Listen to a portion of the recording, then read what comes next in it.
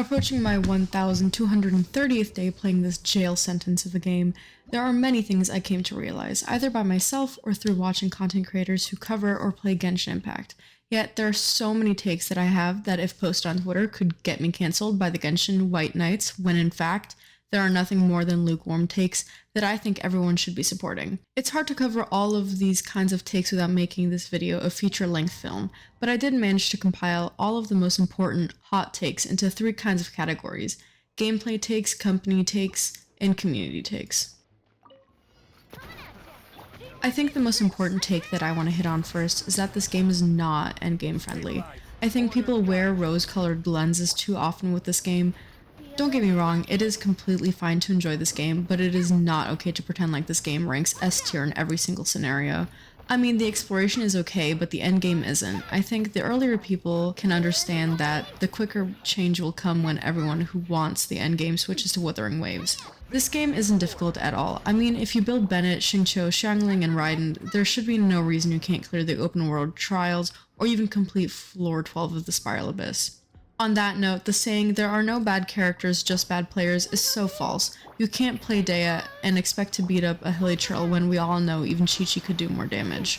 Another hot take in Genshin I don't think should be as hot as it is conceived to be is that the story in Genshin isn't portrayed well. I mean, the story in Sumeru and Fontaine was amazing, but Mondstadt and Liyue were nothing more than mid.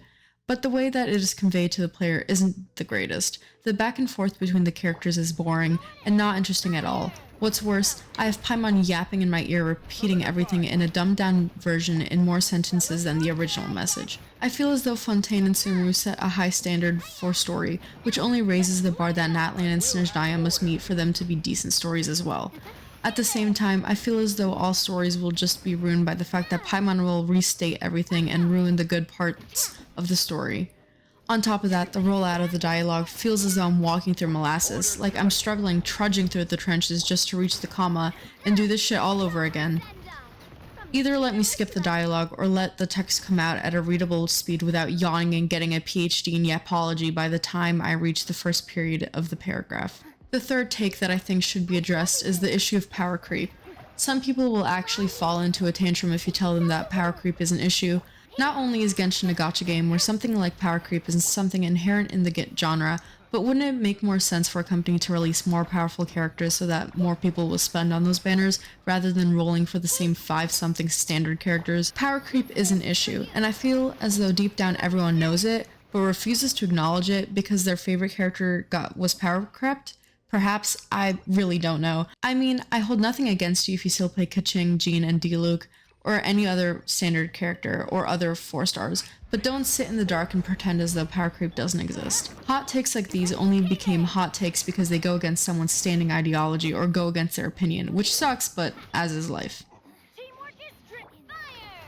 When comparing Hoyo games, it becomes quite obvious that the argument, Hoyoverse doesn't know how to make games, that's why they didn't give Genshin enough anniversary rewards, goes down the drain quite quickly. I mean, Honkai Star Rail, in comparison to Genshin, got more rewards for their first anniversary. On top of that, Honkai Impact 3rd usually gives out a lot of rewards for their anniversary, on top of making an S-ranker freely accessible each update through story or combat quests. Going back to Honkai Star Rail, that game is objectively better than Genshin in terms of rewards, endgame, story, and even community, to some degree. So I feel as though it's quite the opposite. Hoyo does know how to make good games, but the issue comes from the department that runs Genshin. The Genshin department is screwing up its own game, meanwhile HSR is killing it. There are probably a lot more hot takes that are applicable to the management for Genshin Impact, but I understand that I'm not educated enough to discuss these confidently, although if you do have any hot takes regarding the Hoyoverse and Genshin Impact, please let me know. Here's the meat and potatoes that I feel is applicable to most people watching this, since I am assuming that in some format or another you are part of the Genshin Impact community. So here's a hot take that I think shouldn't be a hot take at all. The White Knights of Genshin Impact are part of the problem. Let me elaborate. People who continuously support Genshin and feel as though they are doing the game a favor for defending them are part of the reason the game is still so shit. You don't need to defend the damn company. They have people for that. You're defending them for free. If you're going to continuously glaze the game for shit rewards and horrible player treatment, then at least get a check from it. If you know there are issues with the game, then help make the game better by speaking out or playing Wuwa. Don't fucking support the game and give them the benefit of the doubt. They have the ability to change the game. They are a multi-billion-dollar company with the ability to change, but they don't have the will because people like these white knights continue blowing smoke up their asses and making them feel as though they are still doing a wonderful job at running Genshin. Another issue that shouldn't be as controversial as it is the shipping and headcanon community. I feel as though it is important to premise that shipping and headcanoning are fine, but if you make it your entire personality and cause for fighting everyone on Twitter, then maybe it's not so fine. It shouldn't be a hot take, but they think that people disagreeing with their ships and headcanons is blasphemous. It's really not like people are entitled to their own opinion, and just as people are agreeing with you, there are people who won't agree with you, and that should be okay in daily discourse. Last but not least, people in the community who like small characters like Klee or Nahida are weird. There is not a single reason you should like Nahida or Klee to a weird degree.